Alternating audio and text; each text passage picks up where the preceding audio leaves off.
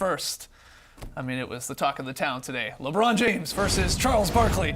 Bron sounding off last night on Chuck. This is some of the money quotes here. I'm not going to let him disrespect my legacy like that. I'm not the one who threw somebody through a window. I never spit on a kid. I never had unpaid debt in Las Vegas. I never said I'm not a role model. I never showed up to All-Star Weekend on Sunday because I was in Vegas all weekend partying.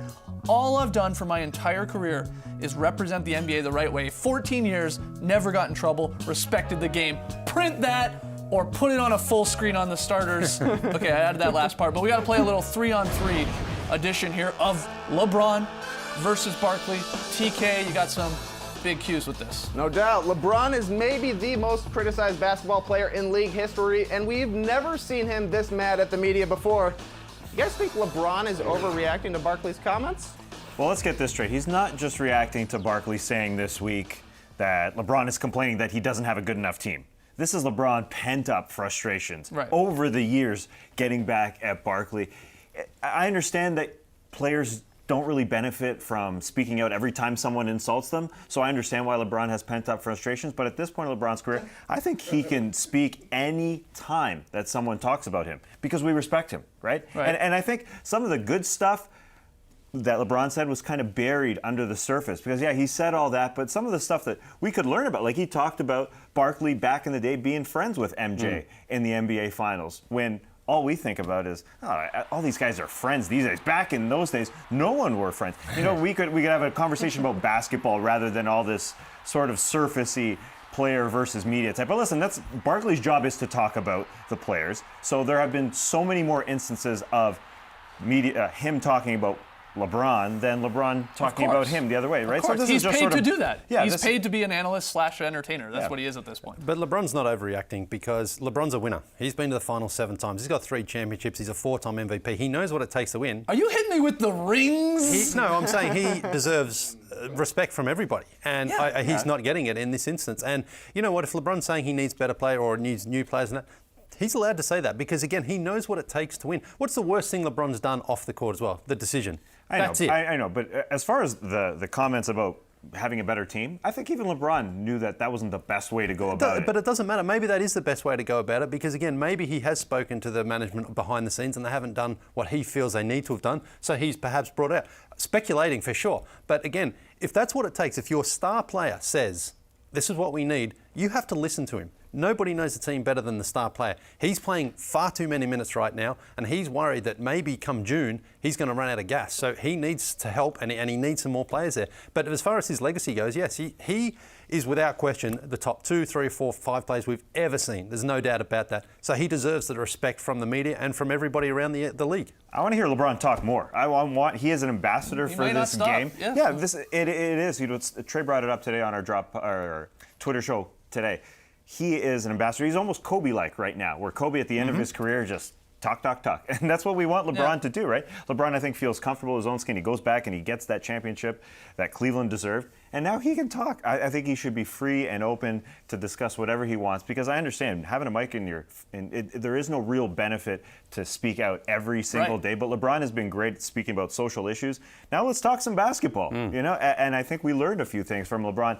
After all those comments, we learned about guys, they were friends. They went golfing together, apparently. Let's get Barkley on here to talk about the golfing, the rounds of golfing that they had in between those finals games. Back then, guys from the era before that said guys were too friendly in the 90s. So that's something. Get off my lawn, I'm an old man. That's what he calls exactly. All right, let's next question here. You guys are being too friendly over there. But between this and a couple of weeks of LeBron zing the Cavs over their roster, LeBron has been pretty grumpy cat lately.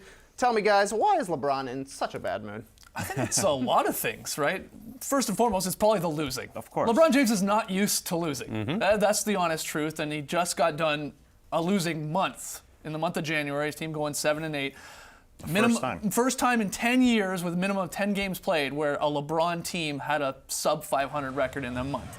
He's upset about that. He's surly about that. But there are other things, and Brian Windhorst on ESPN had a great article sort of hypothesizing a few other reasons, maybe the Warriors, of course, adding Durant and looking like a juggernaut playing so much better than the Cavs right now. And then even over the summer, Windhorst pointed out the whole idea where LeBron started openly talking about chasing Michael Jordan, chasing those 6 rings. So it's just this pent-up frustration, and like it's really just bad timing for Barkley, in my opinion, because to get back to the first question, he did, within all the stuff where he did call LeBron whiny, and he thought it was inappropriate, Barkley had many compliments of saying he's the best player in the world, he's a great player, he's a great guy. It was just sort of peppered in there, right? Yeah. Where Barkley, his opinion was like, it's weird that he's whining as a defending champ that they need another player. They have a great team.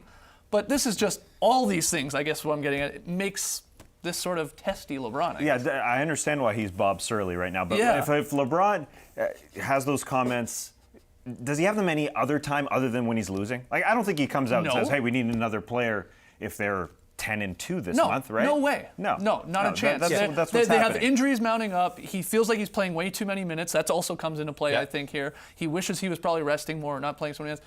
Yeah, so if they were winning, this doesn't happen. I don't But think so. you dig a little deeper into the January month as well. 1 win came over a team over 500. Yeah. That was against the Oklahoma City Thunder. They played a lot of teams sub 500. This was not a month for them to go below 500 as far as the actual month goes. They should have been piling up the wins this month. They played Brooklyn a couple of times, Phoenix, teams that really just they should have gone out and walked past. And LeBron, They're still the number 1 team in the East, though. yeah, I know, but they're they not. know that, and that's why they're playing like that. Yeah, I know, but LeBron he played the most minutes, and he's played the most games as well in that month. And this is not the time where he needs to be playing heavy minutes. You're he right. should be cruising along right now into the All-Star break, and then perhaps ramping it up if they need to secure that number 1 As spot. I've said here on the show, hindsight's 20/20, obviously. Yeah. But I think if they could go back, if they knew they were going to lose all those games in January, they would have just Sat sat him LeBron anyway, and maybe finish 6-9 or Yeah. whatever. David 5-10. Blatt Yeah. wouldn't have played in those minutes. Yeah, well, for sure. All right, final question. Fire him here, Trey. again. Yeah, exactly. Perhaps my favorite part of this whole LeBron thing is that he ended this whole thing by saying, I'm tired of biting my tongue. There's a new sheriff in town. So simple question, do we start calling LeBron the sheriff now? Interesting. LeBron the Sheriff James. No. The Sheriff LeBron James. No, we can't. No, because He's he the- called himself that, so you have to earn a nickname. You can't just say, well, now I'm the sheriff. Didn't he call himself the king, too? Was that Yeah, bestowed sure. upon him? Yeah, I don't know. well, why you not? can't go from the king to the sheriff. That's a downgrade. Though, I mean, the internet's having fun with the new LeBron sheriff. That looked moniker. more Pharrell-like. He does rock a hat. He looks good. He man. likes a give him hat, yeah. Oh, that one's amazing. Excuse me while I whip this out. Excuse me? I went with sort of a Rick Grimes sort of vibe to that one.